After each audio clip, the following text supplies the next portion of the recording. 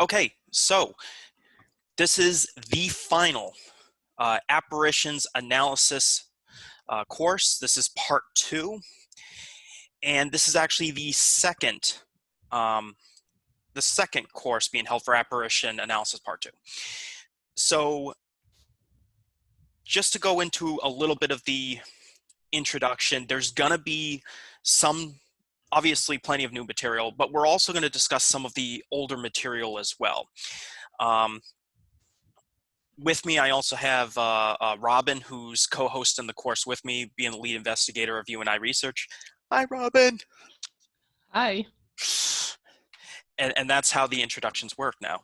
So, um, again, any questions, feel free to wave your hand or chime in. So,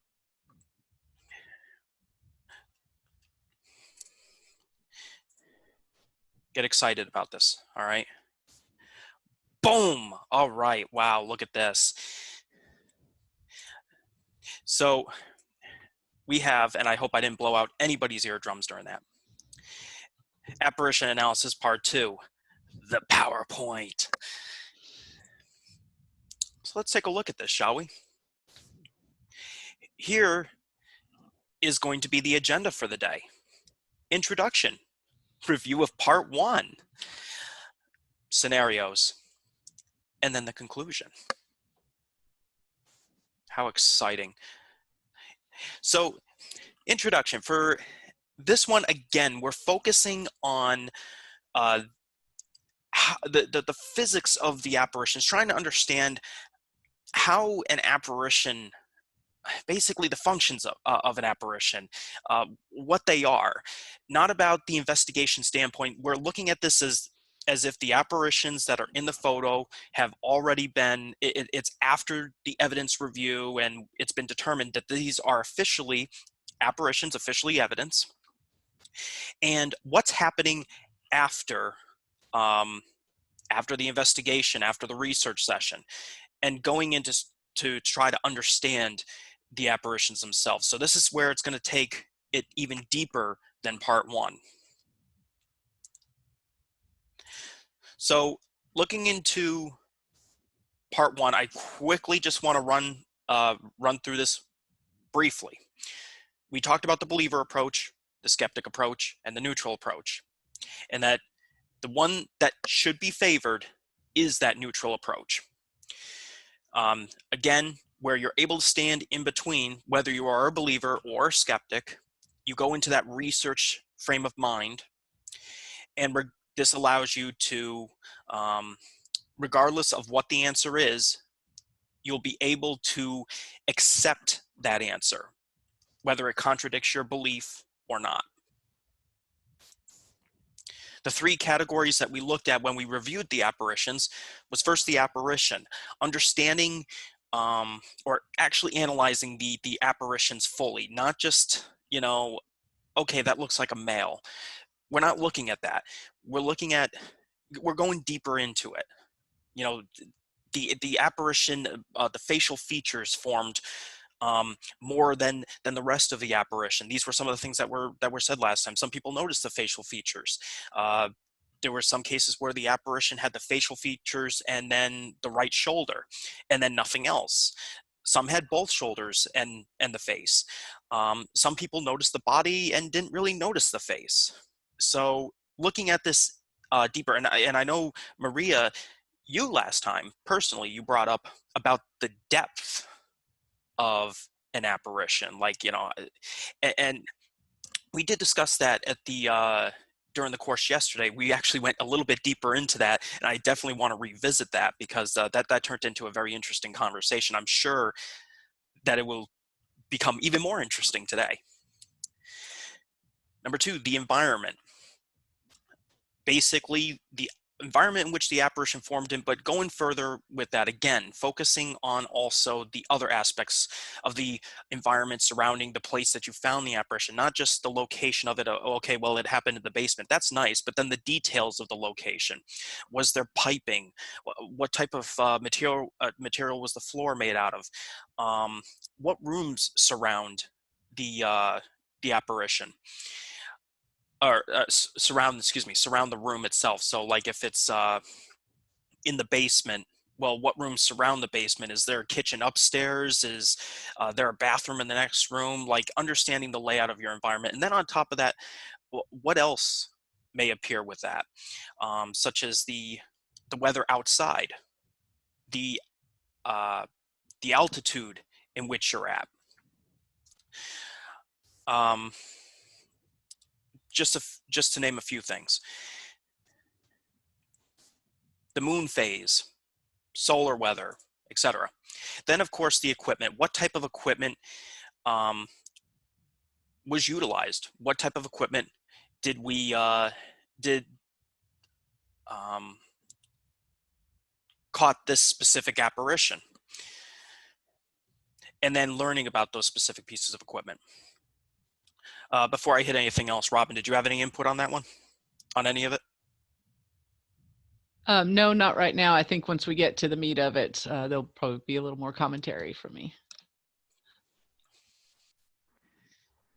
Again, these were the 6 apparitions that we looked at, and we're gonna quickly take a look at them. So one by one, and we're gonna focus more on the main apparitions. And I know there were things that were brought up during the other courses where people saw other apparitions in other areas, and it just was, whoa, okay, here we go. So this was one of the ones that people saw specifically around this area, at least the majority. We had the shoulders, the body in here, and then we have the face. Main area, again, this was an outside area.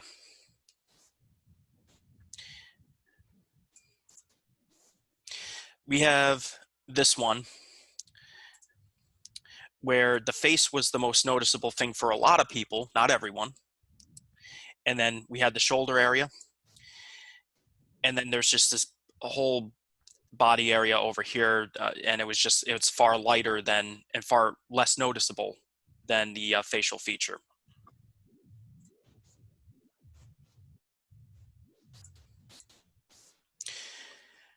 This one, which occurred down in the basement, we had the shoulder and neck. We had the face, the nose, the eye, another undeveloped eye. And then we noticed that there was this, but really nothing more to it.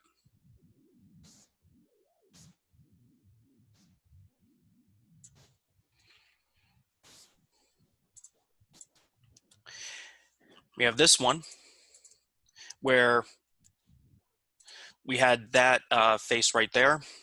Now, some saw the hand here. Some are saying that's a face.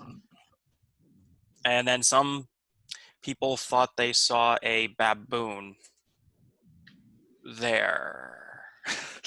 I still find that one interesting, but who knows? Of all the animals, right?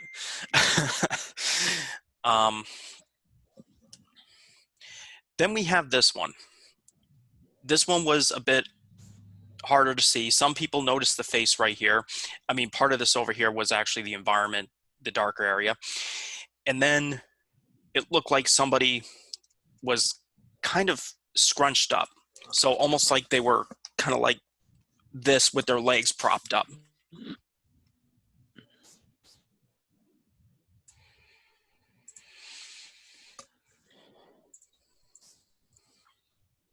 And then finally we had this one.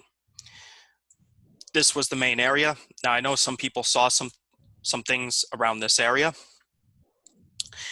But this was the main star of the show, and not many people could come to an agreement as to whether that was a face or just what it was in general.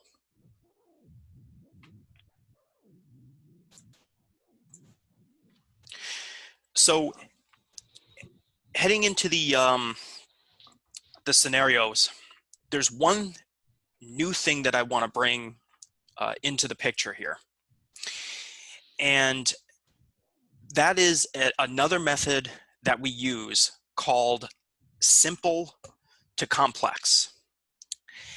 And this is it's kind of a line of question that I've learned to do through my own work, where, like, let's say there's somebody wants to make a complaint about something, like let's say someone uh, you know stole something. So I go and I'm going to talk to this person that's making a claim that they stole something, or someone stole something. I get up there, and I'm always going to start off with a very simple question: what happened? Or tell me what happened. So they'll start explaining things, and I'm going to start listening for key things that may lead to additional questions, that may lead to solving a specific that specific case. So, I may go in, and somebody says, "Oh, well, my wallet was stolen, when I woke up, and I saw a person leaving my room at the time." Okay, so I heard three things from that: wallet, they woke up and it was missing, and when they woke up, they saw a person walking out the door. Okay, so now that extends my questioning a bit from one question of what happened. So I got the general story, which was what you saw with the apparition. The apparition was basically the general story. The data that you may get with it at the beginning, the EMF readings, stuff like that, that's your general story. So let's hit further into that, where I go, okay, tell me about the wallet. What type of wallet was it? And they go, oh, okay, it was blah, blah, blah, blah, blah. It was a black leather wallet, whatever. Okay, was there anything in the wallet? Cash, credit cards, blah, blah, blah. Okay. How much? How much cash? $100. Okay. Was it 10 tens, 520s, 520s? Oh, okay. You said you had credit cards. How many credit cards? 10 credit cards. Okay. What type of credit cards were they? You notice how it just now the questioning just narrows in. This is where that complex stuff comes in, where I'm starting to really delve into the actual details. But I started off listening for specific cues. That was the simple part. Now I'm hitting the complex part, where I'm going to hit every detail and start putting the entire picture, or the puzzle, so to speak, together. And this is a strategy that I personally have used, whether it be in my current job or taking that outside of my job and using it within the paranormal. This has actually led to a lot of different breakthroughs, whether it be breakthroughs in cases in my own work, or um, cases within paranormal investigating, or the scientific research behind it. So that's going to lead into breaking down everything. So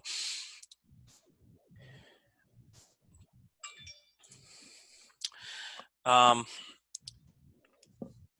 just to give you an example of some things we may do with it, and this is not an exact layout that I may do things, but it's very similar. So what you're seeing is basically, I have the photos, I have the breakdowns of like what we asked during the course, like what people noticed more about each one. Like for apparition 1, there was a face. The face was more visible than the body. Out of 8 of the attendees, 7 said that that was the case. For some, who, one being an intuitive, said that, well, the body was more visible than the face. Well, that was interesting. And then, of course, the type of equipment, the location, the type of environment, some of the other additional stuff: cloudy, 70 degrees, humidity for the weather, the moon phase, solar storm, the time, if there was any EMF to go with it, etc. And I just took these and simply broke them down. So apparition number 2, face was more visible than the right side of the body. 7 people, again, body more visible. One person said that, and again, it was the intuitive who said that during the one course. Apparition number 3, the face was more visible with the left shoulder. 8 people said that. Body more visible, 0. Apparition number 4, face was more visible than the left shoulder. That was 7. Actually, it was supposed, that should be hand on that one. Body more visible, 1. Other people saw other entities, such as a baboon and one of an older male. Apparition number 5, face was more visible with the left shoulder. That was 5 people who said that. Body more visible, 2 people said that, one of them being an intuitive. And then there was one person who did not see anything. And everyone had a different opinion on apparition number 6, the one down in the basement area, where it could be a face, maybe it's not a face, it may not be anything. There was a lot of scattered opinions about this one. So the next thing that I did with this is, Tom, did you have something? Hang on. Go ahead, Tom. I was just moving my camera. Don't worry, everything's good. Okay. So then I went into a breakdown. I basically took that information and I just wanted to put this into a breakdown. All right. So here's the apparition number, which I basically just went in the order. The location, the time, which I did in military, the weather condition, humidity, the temperature outside. This was the inside. The EMF that accompanied it, the moon phase, solar, whether there was a storm or not, the materials that may have been in the area, and the camera, or the type of photography that was used. Now, my question to you guys, what do you guys, or do you guys feel that based off of the information that I've provided so far on this, do you think we could improve upon it? I guess. Is there additional information that you see that could be added into this?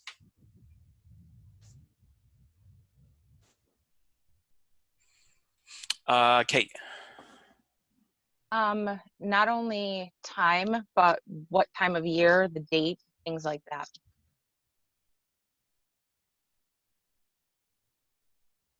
You're muted, John. Whoop. There we go. To add into that, correct. So the date, but now I kind of want to go a little bit further with that. Kate, in your opinion, why would I want to add the date in there? 52 in August is very different than 52 in February or March. Okay. Anybody else have any input for the date? Maria. Actually, to piggyback off of what Kate is saying, maybe the date is important too, because there's some event, an anniversary of an event, whether it's personal to the property or personal or more general, maybe to the community, such as the start or end of a battle in war, whatever. And maybe there's a pattern. Maybe you would notice a pattern that every time something was captured, with maybe there's an important anniversary or event around that may have a lot of emotions attached to it, or negativity, perhaps. I don't know.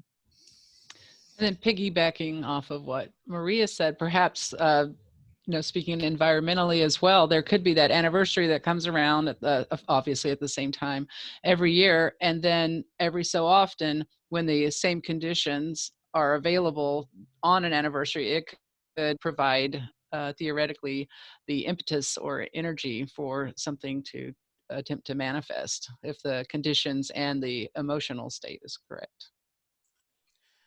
And Yeah. piggybacking off of that, Robin, sorry, John. No, it's okay. As well. No, anyway, also, the day before that particular date, whereas something could have happened that led up to that date, something that happened after it because of residual energy or residual whatever, it could still have an effect as well. That is a very, very, very interesting point. And I want to come back to that, but I want to come back to that a little bit later, because you'll see where it comes to that. But that's very, very, very interesting how you brought that up. Also, one more thing, if we know the date, we know the seasons. Okay, 2 more things. Know the date, then we know what season it is. We also know through records what you have the moon phase down, but more specifically, you know, what the tilt of the planet is, because it changes EMF slightly, but we are measuring very slight changes in EMF, but it can completely change from one season to the next because of gravity. Excellent. All right. Now, from here, again, going to that analysis point. Now, typically, we would be kind of doing, besides doing, you know, reviewing the apparition and seeing what's noticeable and stuff like that, we would already be documenting this. So this would all, what you're seeing, the part one, part two, would be happening simultaneously. So we're about to hit the apparition portion of it. Now, using that simple to complex method, what do you think we should start off asking about the apparition?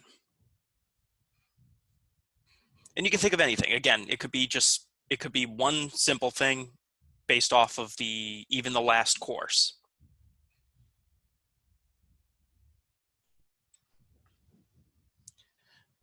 I saw for a moment, Tom, you unmuted yourself. Did you have something?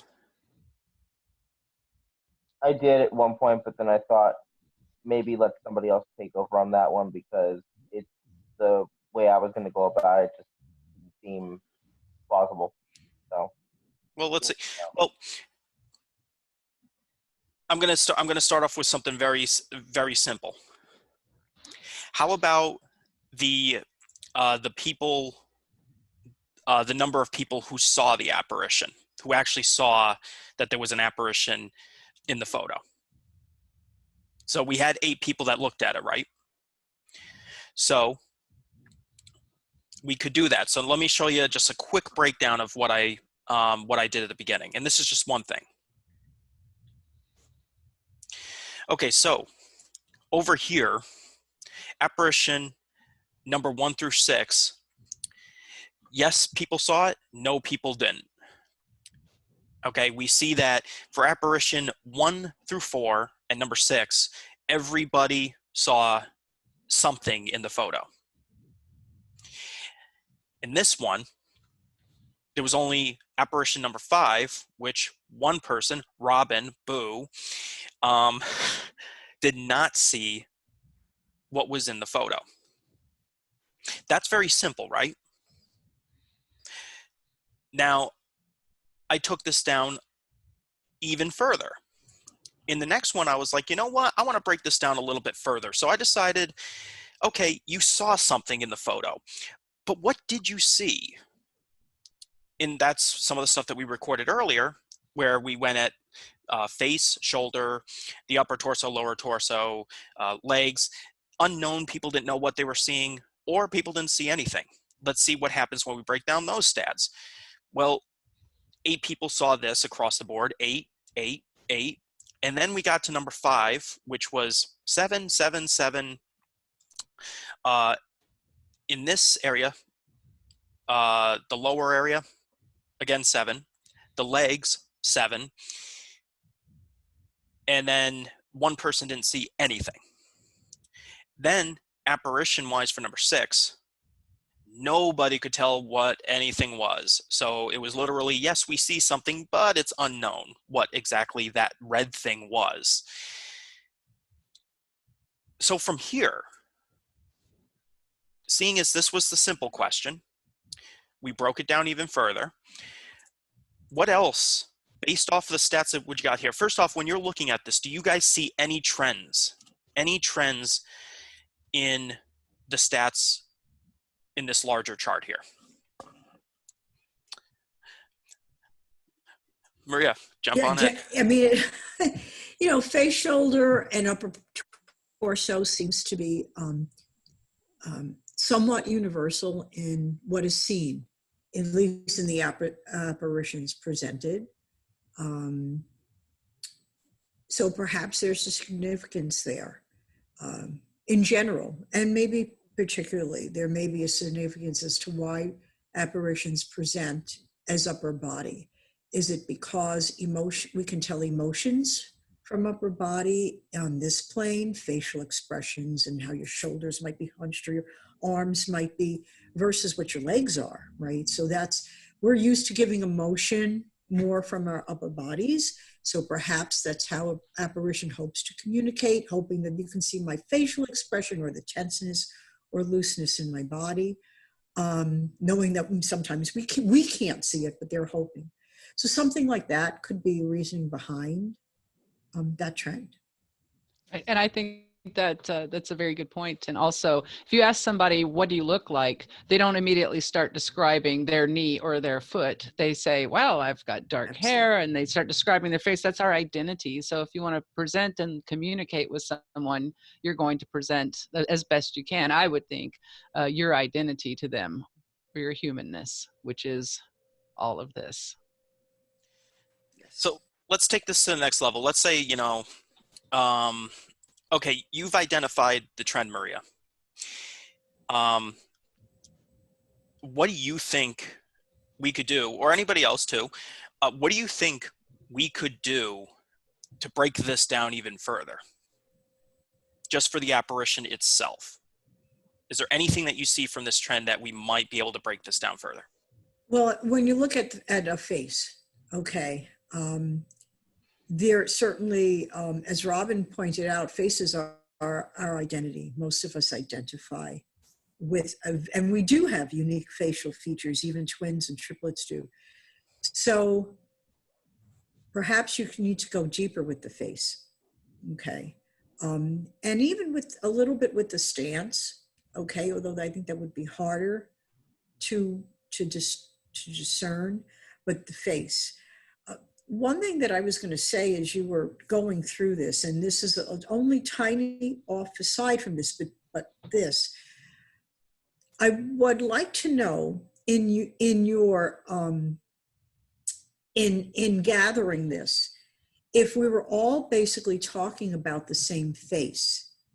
And this is just a little offside, if I may, but wouldn't it be interesting if we all had the same picture of the apparition in front of us? And I know that we talked about different computers, and some of our computers may be clear or different devices, but wouldn't it be interesting if we could each draw, as you drew, here's the nose, here's the face, whatever, and we may find differences in those interpretations, each of us to the other. Or if we all come up with the same, if we could all lay one on top of the other, oh yeah, we all see this. Or none of us see the same exact facial feature. Nose might be more prominent to one, eyes to another, mouth to another, hair, whatever, shoulders. So I'm wondering, that's a little aside to this, that's very deep, but wouldn't it be interesting if we could do that? And then if we don't match up at all, we could attribute it to matrixing or pareidolia, right? Absolutely. If we're not matching up, what does that mean? It's significant information as if we were matching up. It just means something different. Right. And as far as breaking down the face a little bit more, I could say, how often are we just seeing eyes? How often are we just seeing the eyes and the nose? How often are those eyes missing? A lot of people say, well, I looked at, there was a face, but they didn't have any eyes. I would like to break down that sort of thing. Even can you see their eyes / no eyes? Okay, so you could literally have, this is going to be weird. So we'll say I1, I2. So that could be like your left eye. Or no, I could do this. You know what? I could do this. I could literally do like left. Even though I could technically do it the opposite way. Then you've got, mouth, nose. Mm-hmm. How often is the mouth gaping? Is it closed? Is it open? Like they're trying to impart a feeling. If you're scared and it's going, you'd want to know, like, are we catching this thing with its mouth open, or is it a lady with their mouth closed going, help? So that's one thing. And that's actually, that could even be taken into another chart on that one. Another thing that I personally would go after with this one is, let's say with this one, instead, so we have face, shoulder, upper, lower, so on and so forth. Okay, I'm going to use those same things again, but what I'm going to do this time is what people noticed more. So did they see the face more? Or did they see the shoulder more? Did they see the upper area more? What did they see more? So when we see, what stood out the most, I should say. And that would require, of course, us going back here, in which case people saw the face more than the body. For apparition 1, apparition 2, so there's that. So literally you already have 8 people who said this. You had 7 people who jumped in on apparition number 3, but they said that the body was actually more of the, or wait a minute, I'm sorry, I screwed that up royally. We're going to try this again. 7, 7, and then people saw, actually it was more of the shoulder from what people said during the course.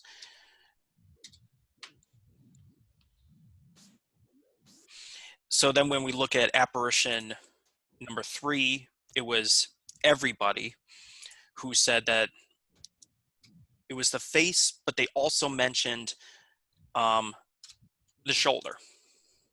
There was no really distinction to them. It was like, oh yeah, the right shoulder, and yes, we saw the face. Yeah, oh yeah, definitely. There was not much on that one. So then when we hit apparition number 4, people saw the face, and one person saw more of the body.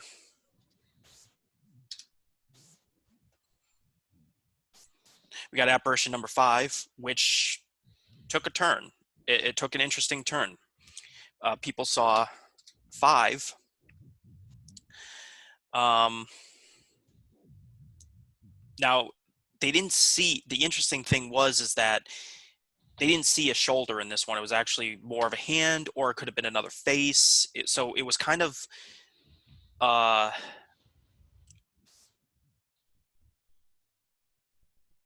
no, excuse me, apparition number 5, I'm sorry. They did not see anything, excuse me. This was the one where someone didn't, Yeah, that was me. And I want to interject that we were talking about the difference in monitors and quality. I looked at it on a large, really nice monitor, and I stepped back and I could definitely see the legs. Boom. So I don't want to change our statistics for today because that's what we're working on. But I did go back because I wanted to see what was in there. And so does that make you happy? I saw it. Okay, go for on. for the sake of this though. Yes, for the sake of this, we'll keep our old statistics. Keep our old statistics, which of Yes. course, if statistics can be modified, but then I have to question that once it's pointed out, and you've seen it, but that could be for anything. Yeah. We also had the unknown case right here still. So we just see all around, actually, which one was this one? This one was more of the, people did see the, people did see the bodies, or the body specifically.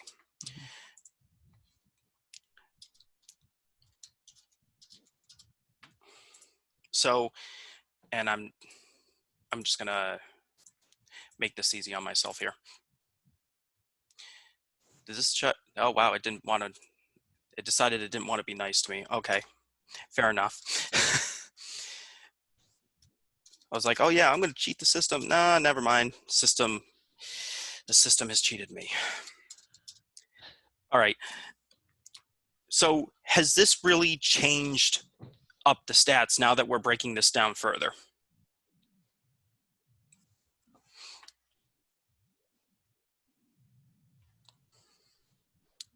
In comparison, we went from almost all red and one side all green to, okay, we extended. We have a lot of red, a lot of green, and a lot of yellow, and then we extended further, and now we've got a lot of yellow, and it's starting to scatter. It's starting to spread out a bit here. So now this could lead into, yes, there's the apparition portion of it, but since I know it, the last course, Maria, you started to take it even further in part 1, where you were like, well, you were talking. I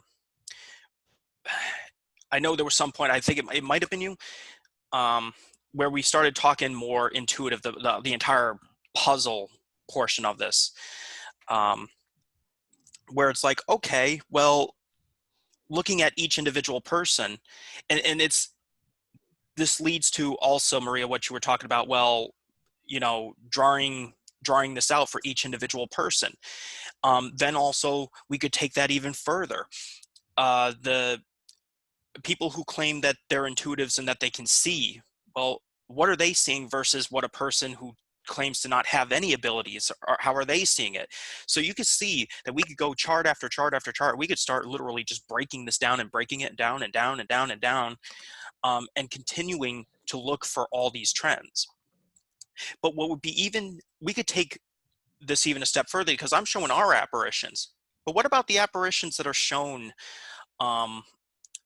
at whether it be from other teams or YouTube videos that display apparitions and stuff like that? We could literally go through every single one of those and collect data from that. You could literally formulate a committee and start doing this type of study. And that's actually personally what I've done over the years, back even when I was in teens, even though I wasn't, as good at breaking things down and such. And yeah, I didn't use Excel or anything like that. But I would sit there and I would read people's stories online on forums. I would go through books of people's accounts of a haunting. And I started picking apart every little minute detail that I could find at the time, that I was capable of finding at the time. Such as, all these stories about apparitions that are seen walking along the side of a lake. That seems to be a very common story. People seem to see a lot of apparitions and shadow figures in the basement. That's interesting. The kitchen's another hotspot. The bathroom. Why are all these specific places happening? Why is the full moon such a big deal? I started looking at all these things, and then eventually I started putting it into numbers so that I could get a picture. Remember what I said in the other course. Numbers tell a story. You just have to know how to dig into it. You have to know to go from that simple to complex. Once you start seeing the patterns, once the patterns don't make sense anymore, it's kind of, is this really anything? And this can also lead to proving whether that picture really is anything or not. Those 6 pictures, maybe one of them or 2 of them may not be an apparition at all. Maybe it was something natural and we just completely missed it. Maybe, as like Robin said, it could be matrixing. Maria. John, have you ever found, or are you finding with this, for example, that the more scatter you get, okay, where there's not a cohesive agreement amongst interpretation of an apparition picture, let's say, all right, that there comes a point where there's so much scatter that you look at that picture and you say, perhaps it's not true evidence, because everyone has ultimately, at the end of the day, truly a unique interpretation. That could be taken that way, or we all know when someone sees an accident, if 25 people see an accident on the road, you're going to get 25 different interpretations. So are we also looking at that, where we're getting different interpretations on visuals, because we do interpret things visually, and then when you get someone who's intuitive, all right, that's a whole nother layer of interpretation, and maybe 2 intuitives will interpret the same photo differently. So what does that mean? And so I think Yeah, do you have any ideas to where you're tending to lead with this, or do you, maybe you don't have enough data that yet, but over your experience, are you thinking that the scatter is simply there when it does happen because we are all individuals? And you know, at what point in the depth of all of this do you take that chart, whatever that chart is, and say, this is where we're our most cohesive? After this, we scatter. Why do we scatter? And is that real or simply a phenomenon of the way we interpret things visually? Excellent question. So now you're going to actually see the neutral aspect start to play its role here. So, okay, yes, we see the apparition, but I could take this in a few different ways. So not everybody, first off, and this is actually going to go outside of the apparition now. So this is where that paranormal puzzle is going to come in. So I'm looking at, all of a sudden I start seeing some of the scattered data. And I noticed that some people are seeing other things that others may not be seeing. It may not at the time be that the apparition is non-existent, that, you know, it's nothing. It could be that, yes. But at the same time, it makes me question the person. It makes me want to study the individuals that are reviewing the photo, the age, the gender, the eye color. Does that play a role? What are they registering? What type of colors can they see? Is colorblind play a role in this? The intuitives. Is there really some ability behind this, or is it natural eyesight and they just can see things more than the average person can? So I take that perspective as well. So that's where I start going outside of the apparition, and I want to start understanding my audience. But then there's the other aspect to it too. I've actually had some data in some cases with EVPs specifically, where there was data that got so scattered that, like, there was a lot of patterns, but then there were these select EVPs that broke the trend. And I asked, why did these very few EVPs break the trend? So I went into the EVPs themselves and I re-reviewed them. I went back to the video, I went back to the audio, I re-listened to it, only to find out that it actually was a human error. It was not an EVP. And then I removed that from the data and found out that it was actually a man-made error on that part. So it has led to points where we were like, it's actually not evidence, and we had to backtrack on it. Then once that happens, we have to know where we made our mistake. How did this happen? Why did we get a false positive out of this? So yes, the same thing could very well happen with apparitions. Now, you make a good point, because like if I have to interview someone at my job and I go and I ask for a description of somebody, there are many variations of the description of the same person, but that's where I have to look at the common portion of it. Yes, there's going to be differences. It's going to be that perception. But ultimately, if it leads us to the person, the story, you know, there's main specific parts. Like, for instance, if somebody says, oh, I saw the person was like 6'1", and then another person says the person's 5'8". Okay, well, this is a person that's not really taking something to measure this person with. They're not standing next to them with a ruler or anything of that sort to measure them, a scale to give me their weight. They're just going based off of perception. So that's where, yes, that's, again, it goes back to, you know, just because people are viewing it differently and it got scattered doesn't mean that it's not an apparition. It may very well be. It's just, it's the perception. And then of course, on top of that, we also have to consider, because paranormal wise, it could be matrixing as well. And just to add something, you know, our brains all work a little differently.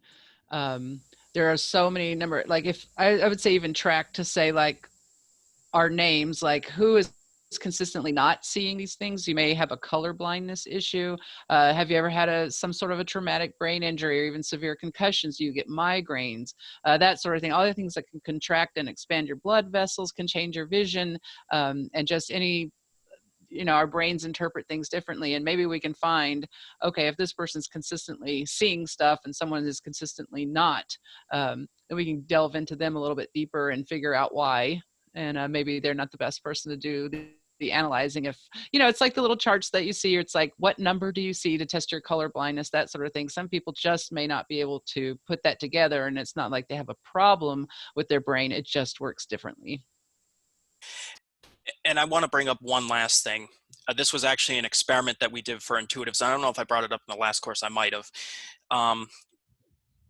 Going further to answer that, we actually did an experiment where, because typically on my last team, we didn't have the intuitives reviewing evidence because they claimed they could hear things that we can't hear and see things that we can't see. So all I'm going to be getting is, oh, another blank picture, another blank video. Wonderful. But at the time when the intuitives at one point, they kept on going by when I was reviewing CCTV monitor, and they were going, oh, there's the little girl. Oh yeah, no, I see the little boy right there. And I'm like, I think you're both nuts. Not really, but I'm like, there's nothing there. I don't see anything.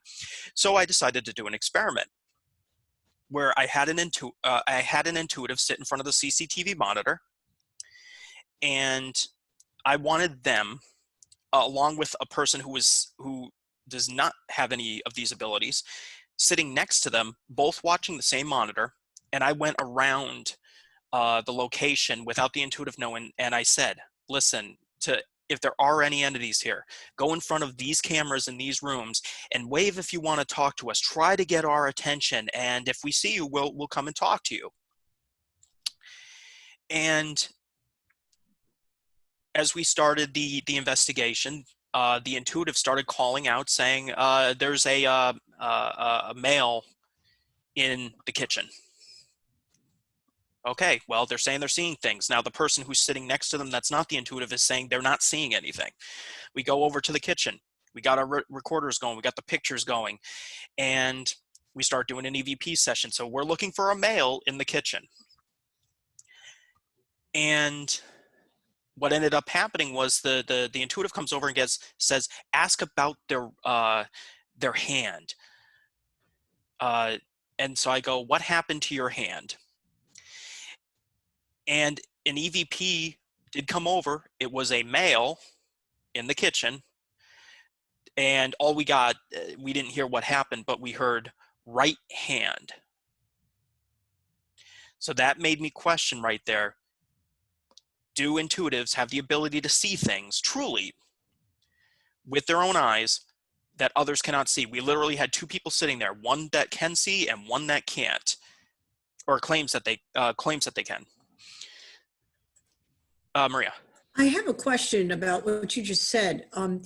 Have you ever been able to determine, because I think this would be very interesting, if an intuitive, if it makes a difference, and again, there's so many different conditions, you really can't hang your hat on this 100%, but just out of curiosity, it makes a difference if an intuitive interprets a picture differently versus real time, versus a video, versus perhaps being in a location real time. I'm just kind of wondering about that. Actually, anything real time. If you're looking at a video versus being looking at a monitor in the location real time. Okay, so you've got a video of the same thing, perhaps.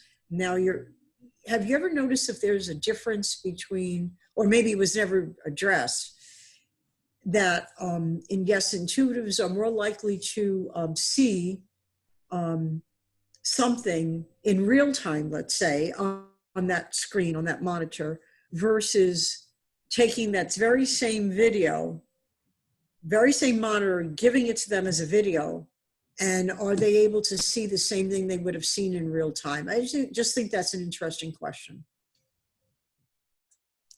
100%, yes. We have actually not not intuitive wise. We have not tested the photo versus video. We have done that on a different capacity, just not from the intuitive standpoint. And that's actually a stat. I'm going to save that for actually the equipment section because we did hit on that a bit. But yeah, actually, for your first question, did we answer your first question? I'm sorry.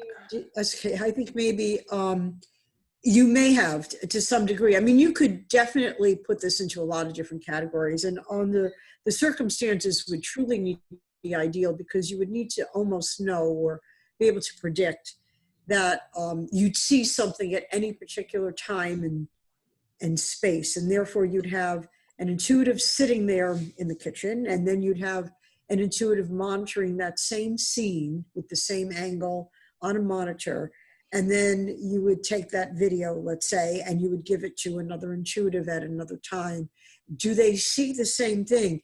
And I think too, they may not, because intuitives see different things in real time anyway, that again, it's each perception, the gift that they're using at the particular time, and what is the message that they need to get and pass along. Yeah, I hear what you're saying. So basically, when they say they're seeing, it could be electric pulses that's actually affecting their brain that they could see in that room, where they would have to feel the difference, or their body or their brain would have to feel the difference in let's just call it the weight of that area, versus watching it on a video, they're not actually feeling the environmental changes, or their brain's not able to interpret those things. So they may not see it watching a video after the fact, rather than just sitting there and feeling that or interpreting that as a sight thing right there in the room. Okay. I want to hit the environment, and I think I might actually answer another part of that question later on. So the environment, I did something very similar. Location, I just wanted to know the total by location. Okay, there was 2 basement. There was one in the kitchen, one in the backyard, one in the front yard, and then we have a combo version, the basement and kitchen. It was a combo.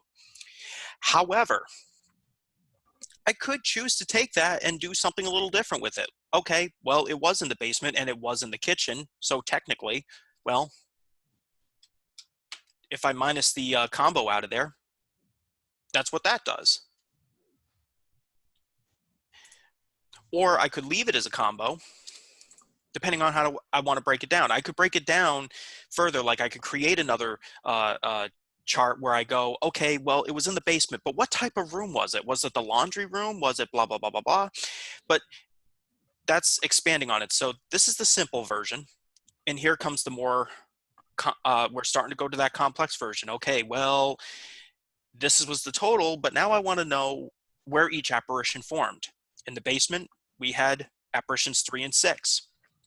In the kitchen, apparition number 2. In the backyard, number 1. In the front yard, number 4, excuse me. And then you had the combo, which was the kitchen/basement. Again, 1. Now you may see that there are some minor trends with this one. Not as noticeable as probably the other ones. But I already gave you an idea of how I could break this down. So in your opinion, where do you think I could take this from here? So we have the basic location, then I broke it down by apparition in those locations. Where do you see that I could take this?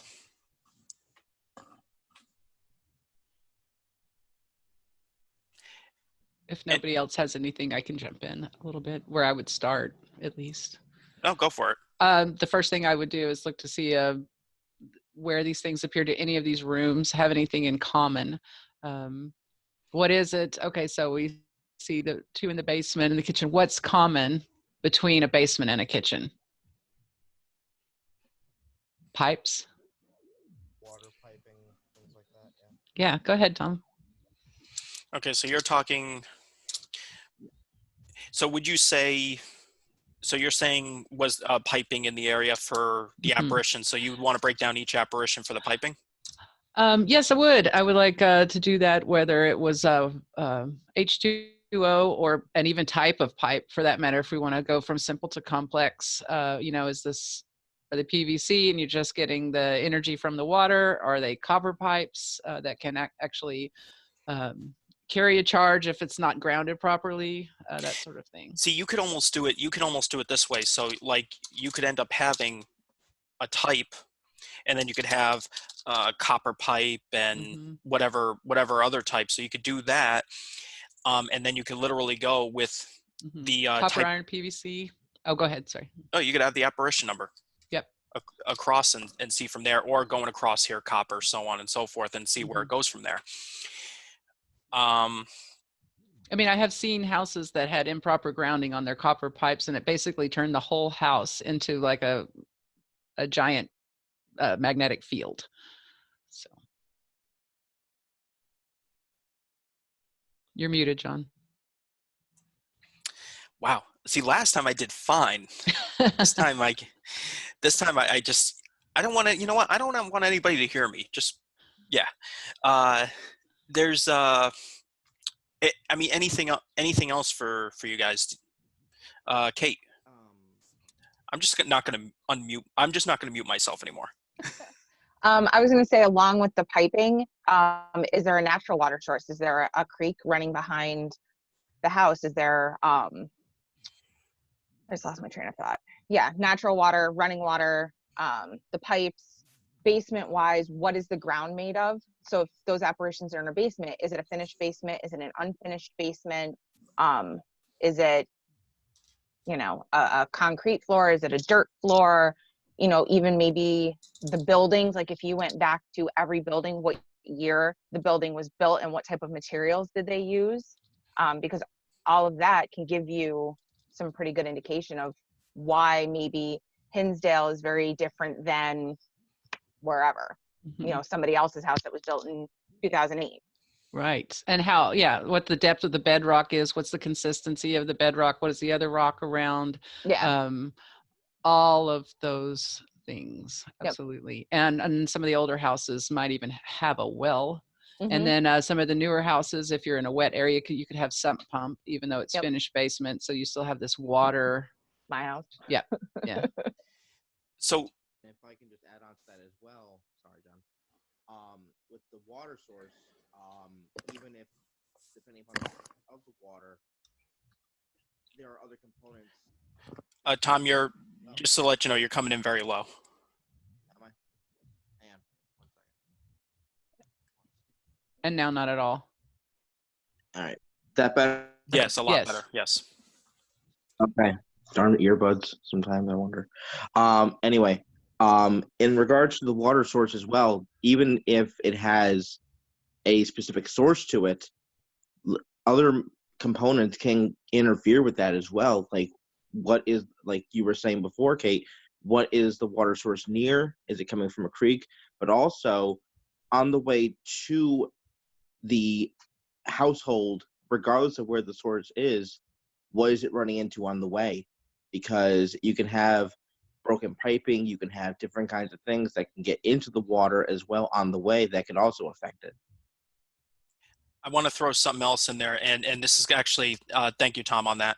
I want to throw something else in there that this is going back to what you said earlier, Tom, about the dates. Looking at the day before and the day after. Let's say the environment does play a role in this. Now, typically, we might look at this and go, well, yeah, what happened that day? It was raining that day that we caught the apparition, and therefore that was the cause of it. Maybe. Or, well, what about the rain that happened before? Maybe the day before. Maybe there was a thunderstorm the day before. Maybe the environment was starting to charge up and a thunderstorm was building for the next day. And it doesn't always mean that the full moon, just because it's a full moon that day, that doesn't mean that it actually is going to happen that day. Maybe the apparition or the activity doesn't spike until the day after or the day before. So you could literally go back and find out the conditions of that area the day before, the day after. So Tom, basically what you did there was you actually looked at content that would go deeper into this. You're not looking at that specific day. You're trying to see a broader picture, trying to see if anything from the day prior or the day after may have an effect. But this also means too, like you could look up online and see or ask somebody what the conditions and stuff were. But this is also why sometimes you want to do, if you do a research session or investigation on a site, you want to try to be there more than one day. Because if you're doing research specifically, if you're trying to understand how an apparition works or a haunting or anything of that sort, the physics behind it, one day isn't always enough. 8 hours a sleepover overnight, that's 8 hours of investigating versus doing 3, 4, 5 days where you can do comparisons. But then again, you can continuously expand off of that too, because I could argue that, oh, the first day we caught a bunch of apparitions. Well, what happened the day before? Well, we weren't there. So it's almost like you'd have to be there 365 days. Look at me playing devil's advocate with myself. This is There goes that double-edged sword for you. This is where that yeah, this is where I get into that that OCD mode where it's like, I've got to look at every little detail. And that's where you get that simple. And now it's extremely complex because I got to be there 24/7, 365 days a year. Now, something else I wanted to add. Sorry, John. Sorry. Something else I wanted to add really quick as well. Because going off of the water source, going off of the weather, the environment, couldn't it be possible that depending upon the circumstances surrounding a time in history or a time and place in history for an apparition or an entity, certain requirements need to be met for that apparition or entity to appear or attempt to appear? Because I was just thinking about it, where if you have, let's say you have an apparition or an entity that basically had something specific happen that caused it to leave this earth. What happens if that specific situation or the specific circumstances had to happen again at that particular time, just for that entity or apparition to possibly reappear? You get my drift on that? 100%, and bingo, you hit something there. When we're talking about, and then Maria, I'm going to get to you. When we're looking at the dates and stuff like that. Well, yeah, the August version of 52 degrees may be different than another day 52. Winter's 52 degrees or something like that. And you went into a far more complex area. So you're starting to break down based off of what you're seeing. Is that now we're looking at it from, is it the specific conditions for that specific day? And you even went as far as to the historical aspect of it, where maybe, and you're hitting in more of residual at that point, if residual is a thing, maybe it has to have that condition. Maybe in some cases the condition, this is another thing, and now I'm going into deep thought here. Here we go, ladies and gentlemen, ride this out with me. So the residual portion of this, are we really actually measuring it? When you have, let's say residual is a real thing. If you have an apparition or some type of event that happens, measuring the amount of like how loud a sound is, like let's say a piano key plays on a specific day of the week, and it always happens on this specific day of the week at 3 o'clock or whatever. Sometimes is it louder than others? the apparition that's residual, does it appear the same way every single time, or does only parts of it appear? Does the environment play a role into that residual aspect? So like, let's say on the specific day, well, the conditions are not exact, but they're similar, but there's a slight discrepancy, but the event still plays out. It just plays out. It's not as pronounced, or sometimes it's more pronounced. What happens when the residual incident doesn't happen on the anniversary? Is it because of the environment? Did it play a role and the incident played out, we just couldn't see it or hear it? Other forms of, here we go with like developing some of those hypotheses. Does the environment play its role? So Tom, yes, you definitely hit on something right there. Maria, I'm sorry, I went on a tangent. No, So. no, it's quite all right. Actually, I'm going to bring us back to the other tangent. We didn't look at electrical, like panel boxes. Basements don't they usually have panel boxes? I don't know a lot about some of the construction type stuff. I know a little bit, but you're looking at panel boxes in basements. And could it be that in areas where apparitions are found where there's not a panel box, if it's exterior, let's say, could it be a meter? Okay, electrical meter out there, water meter, external water source that's not necessarily, as Kate said, which is a body of water, but maybe that's where the hose to the for the garden, the spigot comes out of. So you're looking at, you may be looking at some true physical reasons why these areas could be hotspots.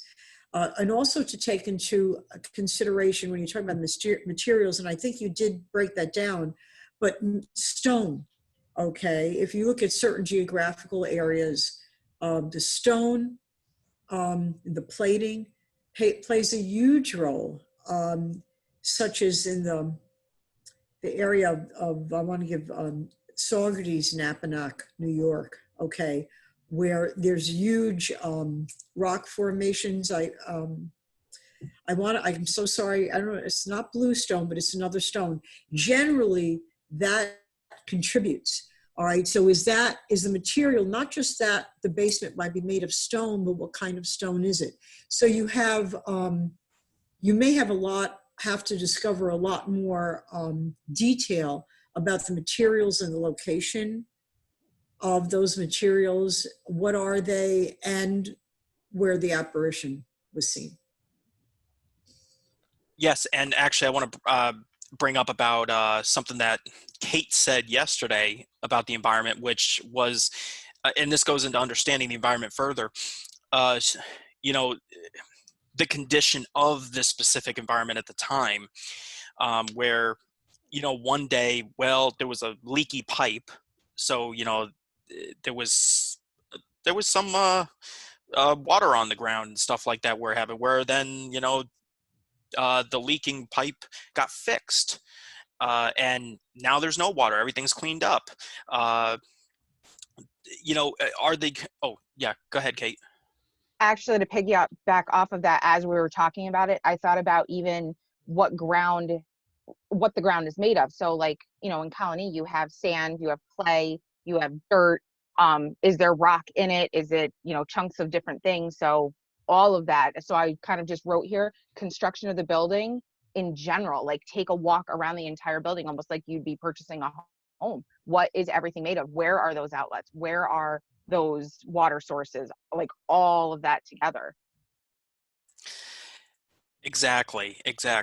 And so are you guys seeing now, like, I mean, I made a list here and then all these different charts. You see how many different variations, how many different combinations we could start making from this? This is like data heaven here. And the amount of information that you can collect from this is where you start to be able to build your experiments. You start to build your hypothesis. I want to hit the one last thing here real quick, which is the equipment. We talked about the cameras, the type of camera. Okay, well, we used a digital flash, a RAW, and a full spectrum. And out of the 6 photos, 3 were caught by flash, 2 by RAW, 1 by full spectrum. So I just wanted to do a general breakdown, and I did. And okay, and then I decided to break it down even further. Well, what about each apparition? Again, simple to complex. Well, with each one, and I actually didn't change this part up, I'm sorry. So when it comes down to, okay, we had flash, raw, and then we had the full spectrum. So you had the 3 flash, the 2 raw, and then the one that was full spectrum. And then you could see which apparition it actually was. Apparition number 6 was the full spectrum. Apparition number 5 and 2 were the raw photography. And then apparitions 1, 3, and 4 were flash. And then we can, from there, we could take that further. As you've already seen with just the environment and with the apparition, imagine where we could take this with the equipment. And now this is going to lead back to something that Maria brought up about the intuitives and video versus photograph. Now, granted, it wasn't the intuitive part that we looked at, but we've questioned, and this is actually something that we were putting for our paranormal puzzle episode. Robin and I actually were discussing at Hinsdale, we caught a bunch of apparitions. At other locations, we caught at least maybe 1 apparition. Wildwood, we weren't getting anything via photograph. But then Robin's cube camera catches an apparition walking out of a room, but we can't get a photo. So I'm sitting there going, what's going on here? Then I'm seeing, the different camera angles, and I'm like, okay, so this caught video of an apparition moving. The photographs we caught in other places, but the video didn't work in all those other places. I started also reviewing further, going to like whether it be some of the team YouTube videos or sites or whatever, and I started reviewing, their photos versus video, and seeing that it's either you get a video or you get a photo. You could have a photo at the same time, people taking photos, and then a video, and one or the other picks it up. Well, why one or the other? What makes this catch? What makes it one catch it and the other not? Is it a timing issue? What is it? Is it that the equipment does something a little bit different? The different builds and such, the different features. Well, for instance, we were discussing about catching that apparition on video at Wildwood. That it was this little cube camera, and it's like a cheap dash cam type thing that has IR. And I was saying it has a kind of a dim IR, and I was wondering if I had one of my security cameras in there with the really bright that looks like daytime IR, would it have washed it out? We may not have caught it. And then just the flash photographies, it was a phone flash. What was it? A handheld digital camera? There's so many different, because or was a professional camera with, they go different distances. They have different widths. I mean, just the flashes themselves on different equipment can be wildly different, and from dim to bright. And so all that can be broken down even further. You're muted. Ha!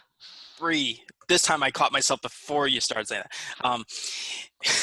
The one thing that I wanted to bring up that I brought up yesterday was, do you feel, based off of these stats right here, that this is enough to tell you which camera you should utilize? Maria. I was thinking, as we're kind of looking at this discussion in general, not just for the equipment, but for there's a lot of other things that we saw and discussed, we need a larger sample size. I would love to see us go into this depth with more. Does that make sense? Or even in our sample size, if we were to say, investigations will be only at homes, let's say, that have stone basements. Let's try that group first.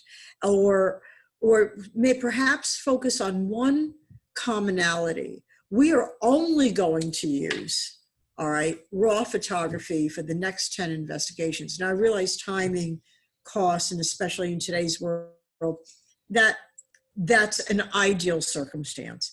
But at the very least, if we just leveled all of this, I'd like to see, I would be really interested to see a larger sample size, because in statistics, the larger the size of sample, the more true the information that you will garner from it. And, if we just use these, I'm looking at flash and then raw. But again, and I don't know if it was Robin that said, what kind of flash? We have alternate flashes now. It's not like the old days. So what does that mean? And do we know what kind of flash? And so, and are there different digital flashes, the LED flashes versus more, I don't know, incandescent type flashes? I don't know. So we need to figure that out. But I think for all of it, I would love to do this and expand this and see if changing the sample size changes our conclusion, as it were, on the data that we're seeing. 4 more could tip this for some reason. I don't know what the reason would be, but could tip this. Just a thought. One way I think that this is jumping ahead to, I think, an upcoming course, just really quickly about creating experiments. But one way to get around that, instead of just taking flash for the next 10 investigations, you make sure that you have all 3 of those, and from the exact same position you take with all 3 each time, so that you can accumulate way more data. But I liked your idea. But then, yeah, just using everything at once. Just switch them out, take 1, 2, 3, 1, 2, 3, or at least setting them side by side or on the same tripod, 1, 2, 3 at the same time. And then I think that would be a great way to differentiate. And I agree that we need a lot more data to aggregate to really figure out these trends. But I like the way you were thinking. And I got to throw, prepare yourself, because I'm about to play devil's advocate on you. Okay. Having the 3 cameras, now we could argue statistically that, like, let's say you want you could have 3 camera, for instance, and it depends on which way you would do this. You have the 3 cameras lined up. They're technically not in the same spot, but then if you choose to take a picture and then switch it out, take a picture and switch it out and take a picture, then you've got the time element to play with it. So that one's a difficult one.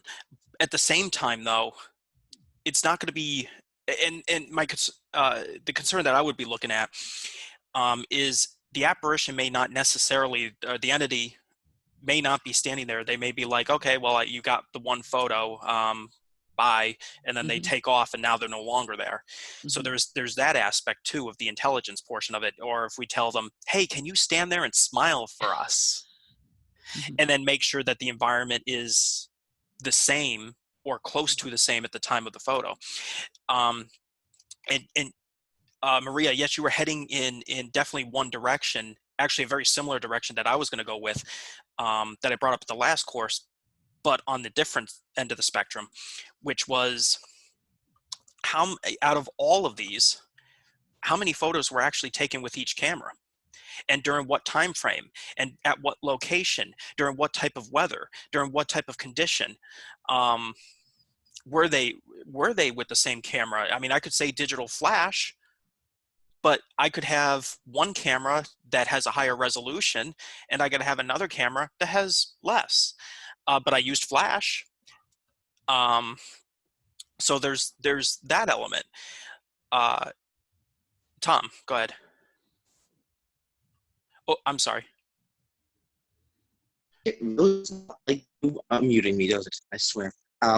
Anyway, something that both you and Maria were talking about in regards to the flash, and Maria brought it up. It got me thinking about something. The intensity of a flash, because she said it herself, we have so many different kinds of flashes, from the time that the flash for a camera was created to the time of now, with digital phone camera flash and all that kind of stuff.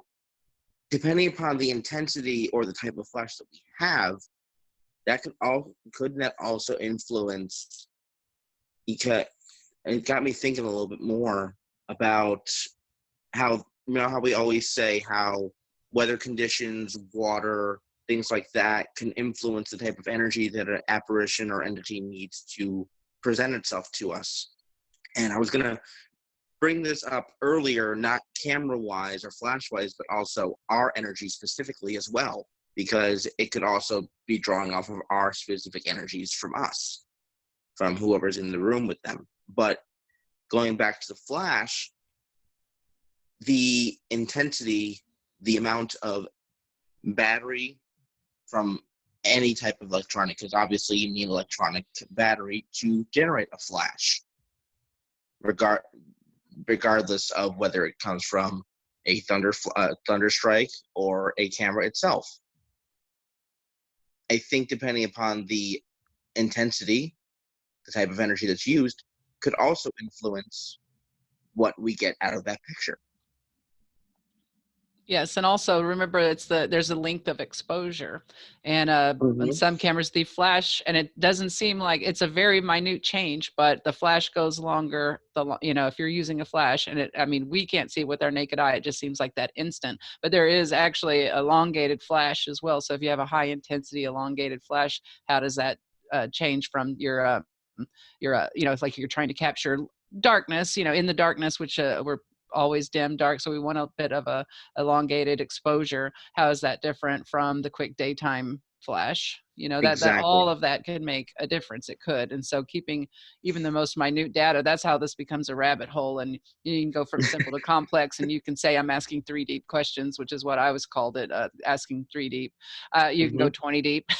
you can keep going, and I think with the more samples, like Maria was saying, and the very specific data and minute details, I think we could actually come up with much better data, and then we could be able to hone that in. And hopefully, like I always say, go back and try to create that environment where they can communicate with us, and maybe we can get that shot. But it takes time, and I think a lot of people just think it's so much fun to go out and do these investigations, and they don't realize how much work goes in before and after. And anyway, I think we could definitely go a million deep on this one. And yes, and as we saw, you guys saw how we could start breaking down this stuff too. Now, imagine when you're taking, let's just say all of this. All right, you're taking all of this. Oops, I don't know if I got everything. Yep.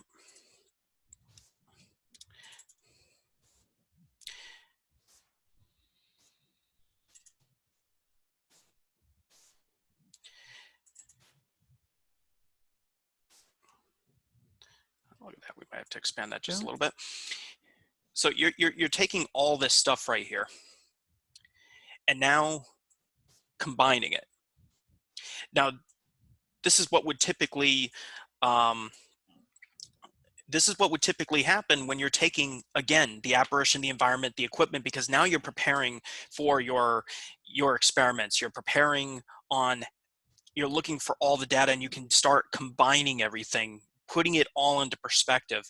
You could start seeing where all the trends are. And that's why, if you notice, I like to do a lot of color coding, because it starts drawing me in to the specific area that I'm looking for. If I start seeing things scattered, I'm kind of like, what the heck is going on here? Or an explicitive in there.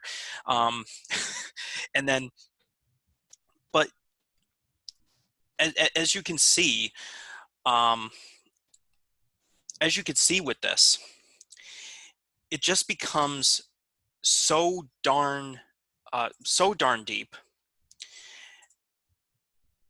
that it just gets so darn deep that it's amazing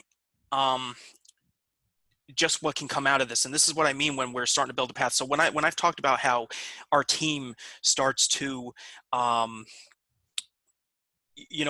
we're building experiments, and there are times that I won't tell my team anything. I'll start doing specific stats of my own, and I'll go, we're going to try this, or we're going to use this experiment, or we're going to use this equipment this way, and we're going to use these types of equipment. And they're kind of, some of my team members in the past, before they actually knew me, were kind of just like, what, insane? Okay, yeah, okay, well, yeah, let's just go with it. Whatever, And then they went, and then they did it.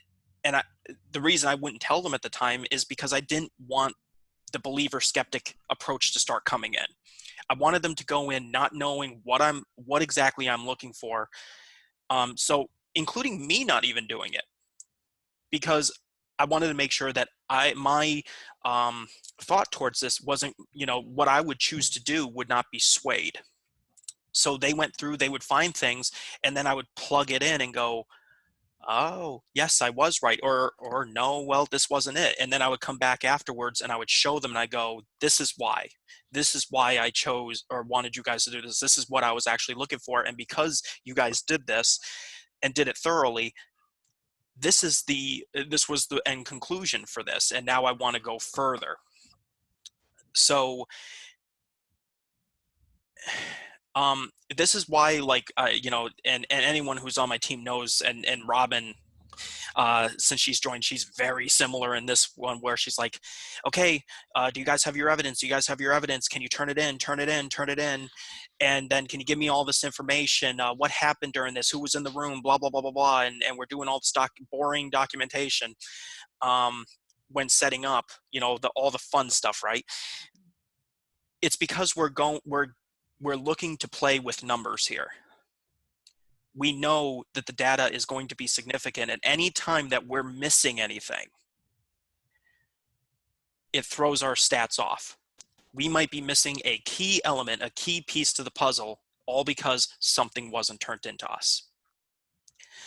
And then once it does get turned into us and it gets thrown in there, it could either disprove our hypothesis, and we've just been going along with this the entire time. And I want to give that story real quick, and a perfect example. And it was because of myself, who felt like, well, I had to be right all the time because, well, I'm right. And that's how I was when I was younger. Not saying that I may not be stubborn nowadays still, here and there, but back then I was extremely stubborn, very stubborn. Even to the point that when I would prove myself wrong, I couldn't accept that what I came up with was wrong, therefore I'm still right. And I got punished for that by my own failure. And that was the EVP. You may have remembered I posted a picture of me looking over a river. That was where my first failure was. My first realization, that was where my first EVP was caught, and it was my first hint as to how EVPs work. But rather than taking that, I developed something. I took the paranormal fields hypothesis that, it's all EMF, and I broke it up. And I was like, EVPs are EMF, and apparitions are, it's a water source. And then when I started coming across the data,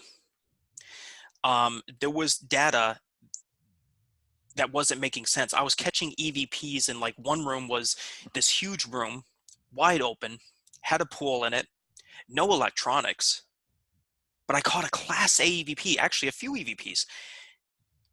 And I started looking around the room and going, where was there an electrical appliance around here? And I was like, oh, in the room all the way down there. There was this huge electric box. Yeah, that's the reason. In comparison to where the audio recorder was, not even close. But I put that in my stats, that there was an electrical thing nearby, because I could not accept that I might be wrong. What ended up happening? I spent years collecting data that made no sense. And then when I finally realized that I was failing everybody, including myself, wanting to know how ghosts work, wanting to prove the existence of them, and finding out I was gaining nothing. I was running in place, actually kind of running more backwards. That's when it hit me. And I revisited that spot. I revisited that river. because that was where my first EVP was. And I looked at the conditions and I was like, there were no electrical appliances here. It was outside and it was a Class A, clear as day. And then I realized I had screwed up. And then I had to go back, and for a while I reflected. I had to sit back and go, I have to be willing to listen to others. I have to be willing to accept that I'm wrong. Because I wasn't always an inclusive person. When I was right, and that's it. This was one of those cases that I had to accept that what comes, I can't forge this. And that's the thing. People do things, they'll forge data to meet their criteria, because again, it goes back to that believer and skeptic approach. That's where it can start twisting it and you start forging because you want it to meet your standards. Neutral, you have no standard. Well, actually, your standard is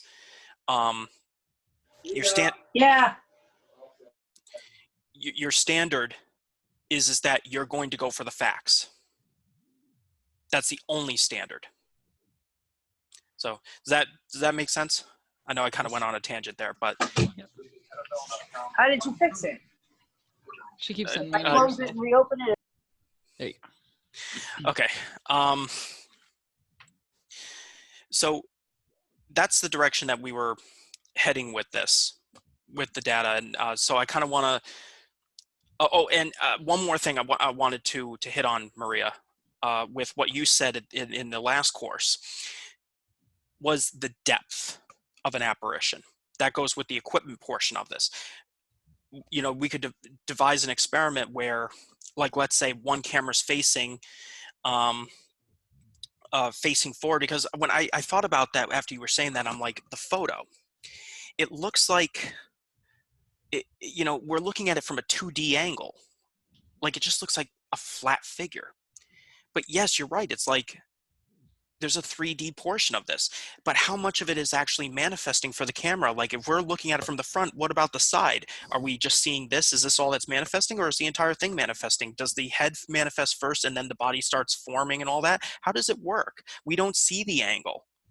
We're only seeing one perspective, and we only see that when we see videos, we see one perspective. When we see photographs, we see one perspective. That's all we're ever seeing. But what happens if we take a camera, same cameras across the board, flash in front, have somebody on the right, have somebody further back on the left, and they all take pictures simultaneously? Will we see a 3D perspective of them? Is there equipment where we could get that 3D perspective of an entity and see how much they truly form, how large they really are? Another thing that I want to throw out there, take a look at this statistic right here specifically. Number 5, which was the one that was scrunching down like this. Everybody saw the upper lower, or not everybody, people saw the upper lower legs, the shoulders, whereas everybody didn't see anything here. Well, what does this mean? That if they scrunch up and they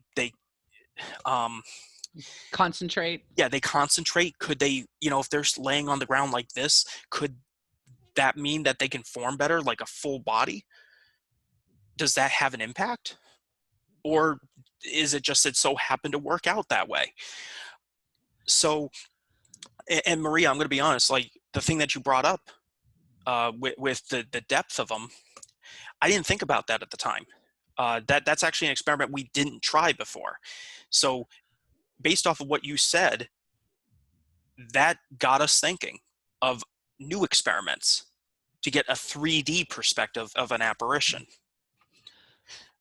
Just real quick, I know that not everybody's a big fan of those structured light cameras, or let's call it the Connect camera, but that is exactly how they work, is by measuring depth. So when they're mapping in a body or a figure for you, they're actually, what that camera is seeing is a difference in the background depth and the forward depth. That light is bouncing off something right there, and that's how it, and so it finds the arms and the legs, if those exist, and that it's just it's closer to, so it says, oh, that's a thing in this space. That's exactly how it works, is with depth. But and going off wishes for special cameras and everything, just I mentioned this before, like the Hollywood circular It's the same way they make kind of holograms nowadays for like museums and all that. There's a circle, and all the cameras are pointed right at the same in the center, and so you get that one picture uh, uh, full, so you could just look at it 3D. So I would like to try that sometime, even if we, because we do have several of the same cameras. Maybe we could try placing those. And I know I'm jumping ahead to creating experiments, but it just occurred to me, so I was going to spit it out for the record. I think that's a fantastic idea, and just continuously take pictures every few seconds, for an hour or something like that. But I think it'd be really important to have the exact same camera, because like I was saying, different flashes last for different lengths of time, and also their depth. The common flash on our cameras and little digital handheld cameras is about 15 feet. That's it. So if that apparition is standing 17 feet away, you may not catch it with that flash. But anything 15 feet and closer, you may actually get that reflection. But the depth thing, it just occurs to me, I actually like the structured light cameras a lot, but that's one use of them. And boy, if we could get two of them facing sort of the same direction without blinding each other out, we might really get a nice 3D picture, because they don't just outline with the skeleton. They can show different color variations to show how close they are and how far away, so we could actually theoretically form a picture of it. Anyway, tangent. Maria. No, that's fine. I hadn't thought about those during this, Robin, but yeah, I love those cameras, and I know that they've gotten some bad press. So I think as everything, as you're gathering data, and you're gathering from so many different sources, and there's a perception involved. Of course, you want to take the neutral stance, right? You want to put out there. You don't want to spin it, but I've seen some remarkable footage of now, the teams to be trusted. You go through all that. And these are not people personally, but I've seen some amazing footage, and the footage fits in with what either is happening at the time. For example, if they're trying to contact a child spirit, the little figure is small, holding out a hand. I mean, these are things that if you can find those components in that bit of data, and I don't want to say evidence, because now you've got me thinking it's all data until you, in a sense, realize it's evidence. So when you have that data, that garners a little more. It bolsters that the credence. Yeah. Right. Thank you. No, I'm just going to disclaimer. I couldn't say that. I just couldn't get it. So the disclaimer about those cameras. Right. I didn't mean to talk over you. The disclaimer about those cameras, though, is that definitely, if there are any, like a chair, a shelf, certain things that have columns or posts, sometimes they will read in as a body. So you really have to know you have to know your equipment. You have to know that camera, it might map in a chair as someone sitting in it, but it's really going off the legs of the chair. You have to be very careful of that. Yeah, you do have to be very. Side note on SLS. I agree with that, but you were talking about depth too from other cameras. Now, obviously, this may not be affordable, but I'm imagining there are cameras out there that actually record depth just as one camera is just such equipment exists. I mean, you can see people on Facebook, and they, it's 3D camera, move your camera, move your lens or whatever, and you can see a slight. That's like a short video. What those are actually tiny, minute videos. And the way that you get that depth in movies and that sort of thing is this more software oriented than the cameras. So that's something that they get. What they're doing is taking, like, let's just use a silly number, 1 million billion pictures, and then they're just putting them all together into a video form, if that makes sense. It does make sense. And they're matrixing, basically. Yeah, it's more software. No, excellent. And just to throw, this is where you would end up researching, like, and the same thing happens when I've done EVPs. Like, okay, I think they're coming in this frequency range. Is there a recorder that exists that goes down this low into the frequency range, or this high? And then, of course, I come across, and it's like, oh yeah, this one's only $20,000. Oh, okay, yeah, that's easy. Right. So we're working on making our own. so there's that. Now, the final thing I do want to say before we conclude on this is that now you can see how this, and I'm hoping that you can see that you can go, how I said in the first presentation where you go forward and then you go back. Well, now you have your data. Now you can take a look at the equipment where, you know what, we're going to start preparing the equipment for the experiment. So now you're starting with the equipment. Okay, we're going to use this equipment, just like you were doing, Maria. You were like, okay, well, you know what, we're going to use this equipment, and then you were hitting the environment where it's like, you know what, we're going to focus on stone flooring only for X amount of period of time, and try to obtain the apparitions that you were getting, or better, maybe full body. And then it starts over again. You get the results, if there are any. Okay, we caught this. Now we're going to analyze again. Here we go. Apparition, environment, equipment, environment, apparition. You're going right back and forth. And interesting how you can do data comparison. You can do, I recommend having, you know, one thing where, like you saw how I had a list of apparitions and stuff like that. The 6 apparitions, keep a list of all the apparitions on a spreadsheet, the information, you know, start breaking it down, have like a huge database. But then when you want to research something, start pulling the data from the main database, basically your simple databases. And then you can go from there and make it more complex depending on the research that you're doing. In this case, this was about apparition analysis, where we were just focusing on apparitions, even though we kind of delved into some deeper areas. But then you could start, when you start going into the deeper areas, okay, you know what, we're doing intuitive research too. Let's bring in the apparition portion of this, or let's bring in the EVP portion of it, or let's bring in all 3 of them. There's a million and one ways that you could go about this, but you have to start with your baseline simple. Then from there, build from there, and you'll start seeing. You really will. And this is why at one point you and I researched when we started predicting. The first time we ever predicted, we got an 89.4% accuracy rate of pinpointing where specific activity would happen at a location before it happened based off data. The hypothesis, the thunderstorm effect hypothesis that you and I research developed based off of the stats, based off of what, looking at what an apparition's composition was, how they may manifest, and the EVPs to go along with it. Which then we had the professor, professor from State University that made contact with us when they heard about this. And when I go into a professor, I'm not going to go up to him and go, oh, here's the photo. This is why we believe this. And he's going to go, oh, this is perfect data. Yeah, this photo of, well, I see this. Well, no, actually, I see this, though. It doesn't do anything. But when I can bring them concrete numbers and say, here you go, this is why we came to this conclusion. And here are the photos that we drew this from. And this is how we drew this from the photos. And then this is how we developed the hypothesis. And this is what was in the hypothesis, the specific details.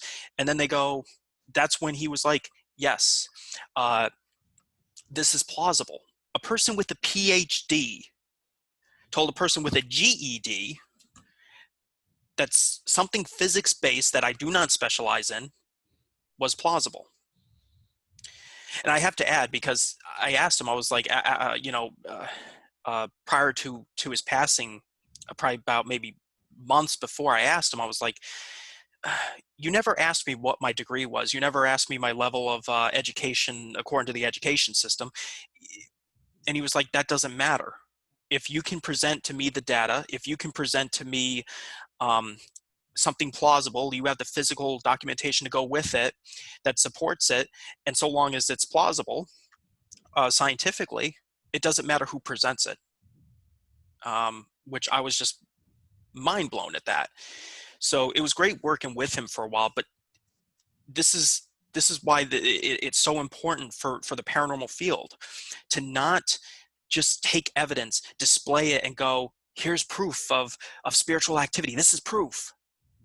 We've been doing that for thousands of years. There's ancient texts, there's photos, audio, I mean, the thousands of years being the ancient text version of it, but then once we had cameras, then, well, now you have the photos, and then you have the videos, and then you have the audio. Guess what? It's been thousands or millions of different audio, photos, and videos have been shown. It still didn't make it a fact. This is where the physics comes in. If you can show physics-wise how this is possible, and then you collect the videos and the photographs to go with it, first off, not only do you prove the existence of spiritual activity and what spirits actually are, or if there's multi-versions of them, such as interdimensional beings, or if it's the consciousness of somebody died, or the residual, or a combination of all of it,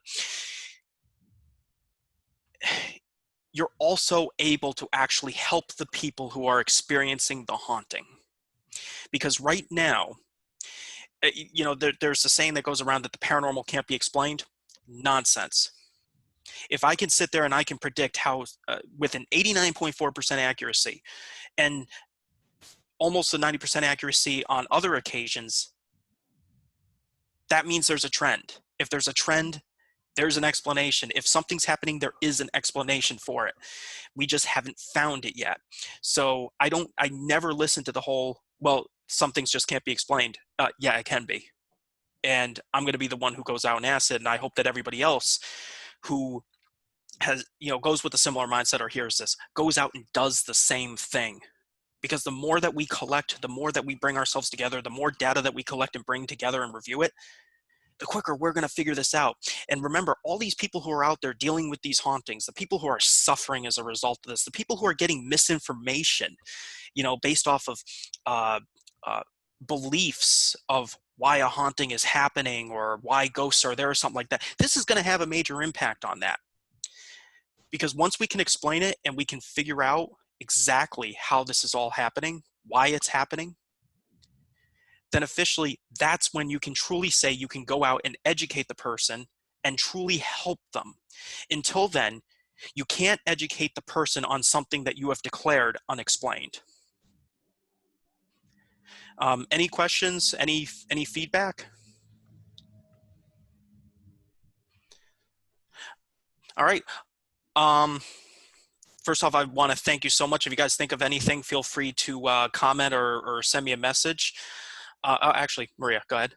I do want to give feedback. I don't have any questions at this point, but I do want to give feedback. And I want to thank you very much, both you and Robin and anyone else involved in this. This has been, this is terrific. Not just because we're kind of stuck in the house, and that certainly is one small aspect of it, but that we're trying to think outside of the box and trying to think differently than the usual patterns that maybe our experiences have led us to believe.